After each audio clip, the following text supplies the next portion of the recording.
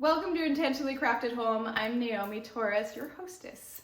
Tell me if this has ever happened to you. In fact, give me a thumbs up in the comments if it has. You buy gorgeous, beautiful basil, bring it home, and 2 days later, it's got mold happening on it. Or you get your basil home and you put it directly into the fridge, and it turns black overnight. Side note, don't ever put basil in the fridge. It is very cold sensitive. This is not uncommon, and there are a couple of ways that you can avoid this in the future so you don't waste money on good basil. I don't know about you, but I never use the entire thing unless I'm making pesto. One of the ways to preserve basil is to use this type of thing. This is typically an ice cube tray.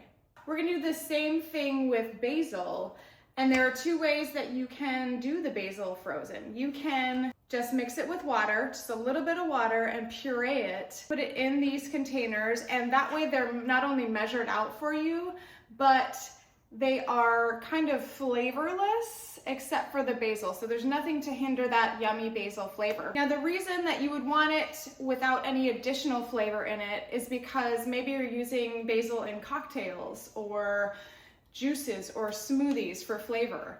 That's when you would do the basil to water type of thing. Now, if you are putting it in sauces and soups and on bread, what you can do is mix it with olive oil instead. Both items, both ways, freeze very well and preserve the basil so that you have many more meals with basil to come.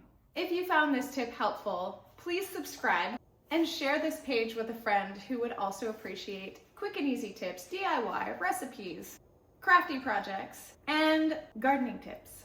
See you next time.